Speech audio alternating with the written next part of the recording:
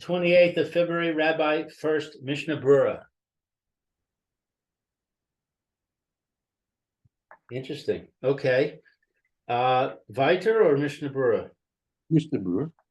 Mishna Berura. Okay. So Tet. Shehi Nikuda.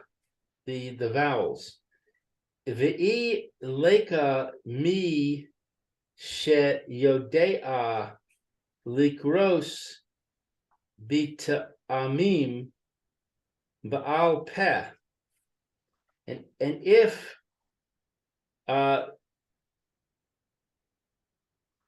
he does not know to write the trope. Ta'amim is the cantillations, Right. by heart. Mutar liktov gam hata'amim b'megillah ula varech aleha. It's permissible to write to also the trope in the Megillah and to bless upon it. So he can also write the trope if he doesn't know them. Correct. Delo gara mi nikud. What's gara? It's not worse. It's not worse than the Nikudim. Nikudo.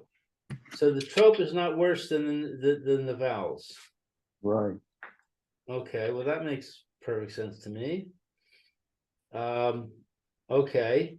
Umikol makom im ein hatamim ba Megillah mutar likros below tamim. And nevertheless, if there are not trope in the Megillah, it's permitted to read without the trope. Oh, meaning you can read it without singing. Yeah, right. If the person doesn't know it, so you can go ahead and read it without the trope. Oh, kamo shikasuv sof mi. I'm sorry, Simon Kufmen Bet. As it is written in the end of Simon Kufmen Bet. I think that's by the Hilkus Krias of Torah. Yeah. Okay. Brachos, blessings. Ulechat chila lo yiktov birecho seha ba. And ideally, you should not write the blessings in the Megillah. Right. So it really should be put there, but if it is, I guess you're okay. Okay. All right, back up to the top. Yud. Yes. Very good. Ein Megillah keshera korim osa behumash below bracha. If he doesn't have a kosher Megillah, then he should read from a chumash without a bracha. Okay, Mishnah Berura on Yud, v'chumash, v'dafka kishe'asu ha'chumash biglila, kamo shekasavnu Simon Kufmen Gimel. So specifically, Kishasu, when he uses a chumash, No, the chumash was made. The chumash was made on a spindle. was made. On a glila. It was it was made like into a scroll. I mean, it wasn't. It's not a sefer. It's not a sefer Torah, but it's like a chumash. But it's on a spindle of sorts. Okay, so he's got a chumash that's not in a book; it's on a spindle. Right. Like it's written in Siman Kufman Gimel. Right. Umishum sheyesh omrim sheyotze bazeh bishas hadchak bishas hadchak. And because that there are those who say that he fulfills with this phrase bishchas adchak. I know it's a phrase and I don't remember what it means. Casa de Chak is like literally in a difficult situation. You don't have the you don't have the proper situation. You don't have the Megillah. You don't have a Megillah. I mean, you can't rely on it with Katchila, but if you have no other choice, you can do this. Okay, so there are those who say that he fulfills with the chumash in a difficult situation. Right. Aval b'chumash shelanu l'chulei alma lo yatza. But with the chumash, with the kind of a chumash that we have, everybody agrees that he's not yotze. He it's no good. In other words, with the chumash that's in a book. Right. Interesting. Okay, so the chumash has to be in a scroll form in order for it to be good, even though it's a chumash. Right. What I okay. The Hapri Megadin. Oh, the Pri Megadin, the Kasav, de Roy Gam Bazeh Likros below Bracha. The Pri Megadin wrote that it's appropriate also in this case to not say a bracha. Right. It's apparent, even if it's in a glila, meaning you're not talking. With our chumishes, there's nothing to talk about because you're not even yotzi, right? So you're certainly not going to make a bracha. Right. But in the case you would use it on a glila, it would be on some spindle. Nevertheless, not to make a bracha according to the Pri Megadin. Yeah. Shelo tish kach tish takach Toras Megillah, that you should not mistake it for a Torah Megillah. Tishkach, you shouldn't forget the law of the Megillah. Meaning, if we allowed people to do this and make brachas on it, people might get the idea that this is the way it's supposed to be, and they'll come to forget the way that you're really supposed to have a real true Megillah, right? So therefore, we don't want to make a bracha on this. People shouldn't mistakenly think this is the way to be yotzi. Right. Okay, back up to the Mechaber. Yeah. Im kara b'Megillah gezula yatza.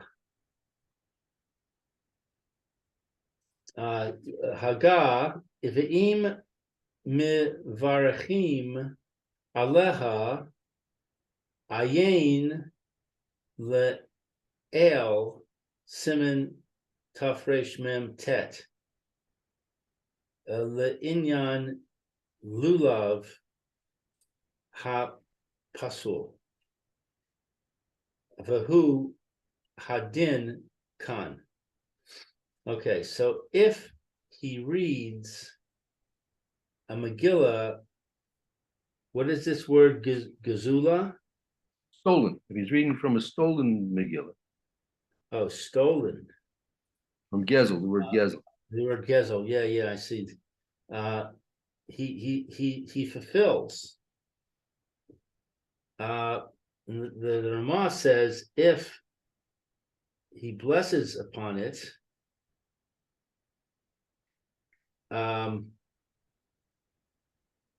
see above, and also I guess the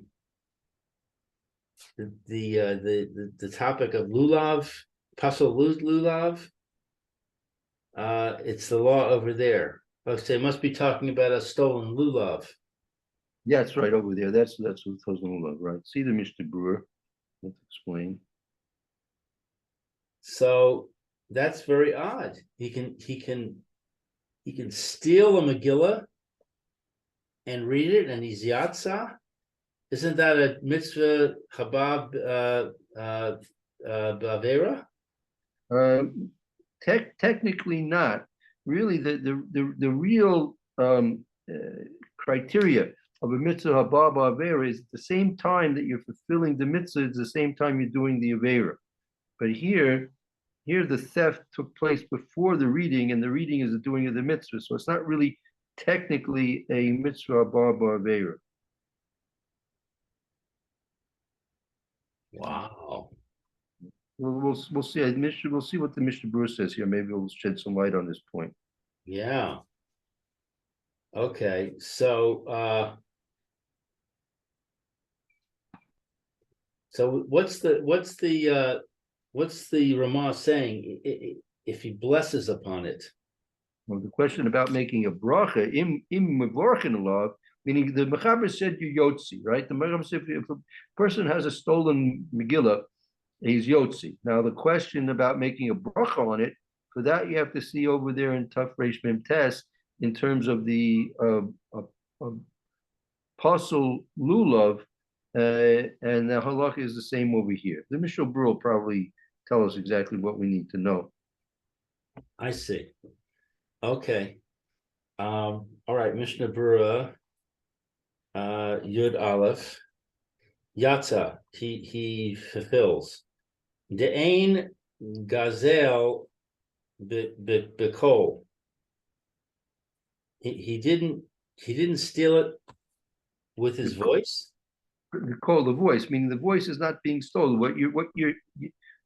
Your mitzvah is listening to the voice, which is reading the Megillah. The Megillah is stolen, right? But the mitzvah is not the Megillah. The mitzvah is listening to the voice, which is reading from the Megillah, which in this case is stolen. So the voice is not being. There's no theft in the voice. So that's why you're yotz. Oh, bizarre. The inyan lulav hapasul. And again, it's not so far fetched. I mean, Gezel could be like you don't have to. We don't have to be talking about hardened criminals. We're talking about maybe a person did it with good intentions. Maybe there was one shul. There was one shul, and they have one Megillah. They have one Megillah, right? They have one Megillah, and let's say they had a couple of different minyanim, and the person took the Megillah without asking the Gabbai or the Rav for rishus. So that's technically Gezel. Right. That's technically Gezel. You take something without rishus, especially if it belongs to the tzibor, and unless there's certain understandings that this is used for public usage, and you don't have to ask rishus. But if you have to ask rishus before you can take it and use it, either privately or for a different minyan or whatever, so that technically could be Gezel. Right. You don't have to be I talking about. actually, I actually had something similar to that happen. Um, uh, when I was a member of PJC, we had a split, Mhm. and some of us formed a new shul, Right. and uh, one or more of the people who were in the breakaway group uh, stole. Well, they took uh, they took one of the Sefer Torahs from the shul, Mhm. so that Right. we could have our minyan, which we were going to have in somebody's house until we set up our own shul, and we'd have a Torah for the minyan. Right.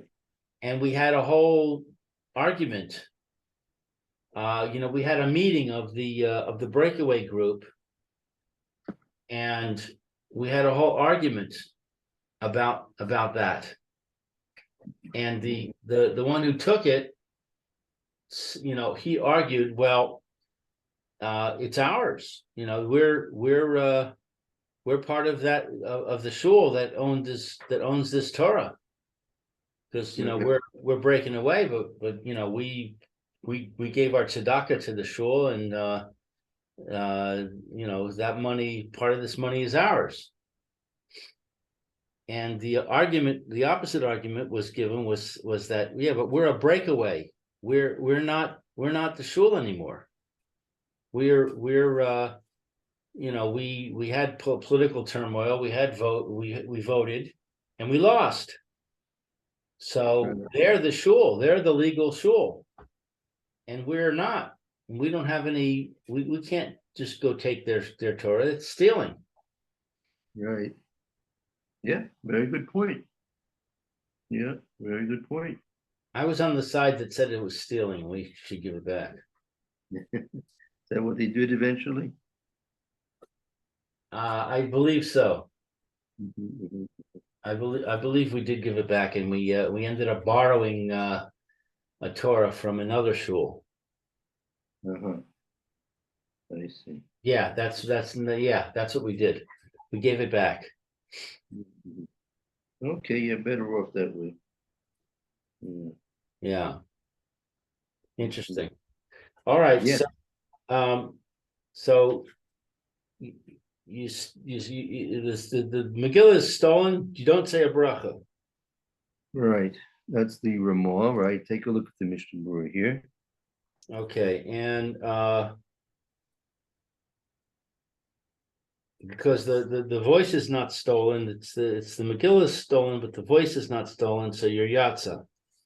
And Right. look at the Indian, the subject of the Pasal Lulav, Tzarich Lomar, that is to say, the Inyan Lulav HaGazul, the subject of a stolen Lulav.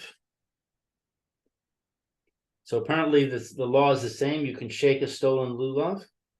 Apparently, let's see. What does the Mishnah Berura say? Lulav Gazel. It doesn't say exactly what the halacha is. Tzorich la'omer le'inyan Lulav Gazel. Right, yeah. The Inyan, the Mishnah Berura is saying, doesn't mean about a pasul lulav, because that's different. He's saying about the Inyan of a lulav gazel. Let's see.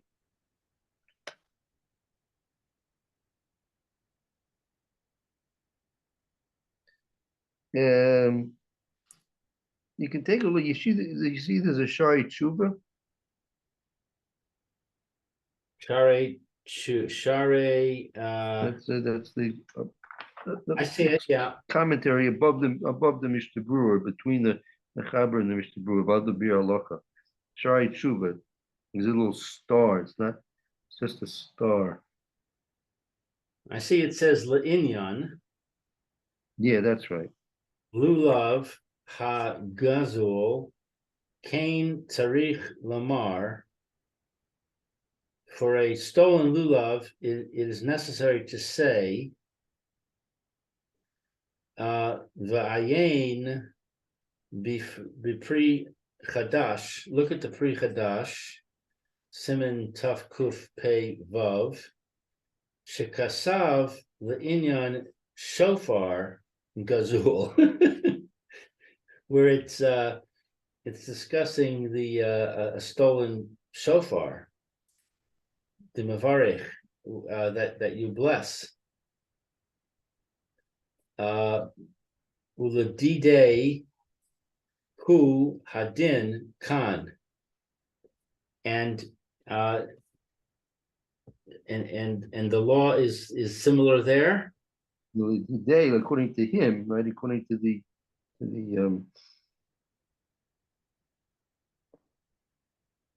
Pri Chadash, the same halach would apply here, just like you can make a bracha on the shofar that's stolen, you can make a bracha on the Megillah that's stolen. Now that is very interesting, because the argument that the voice was not stolen, in the case of the shofar, the sound is actually coming from the stolen shofar. Right. That's even more, it's more attached to the stolen object, meaning the voice here, but the voice is not really emanating from the Megillah, right? But by the shofar, the sound of the shofar is emanating from the stolen object. Yeah, so it's even more of a chiddush, right? Yeah. Daha din Megillah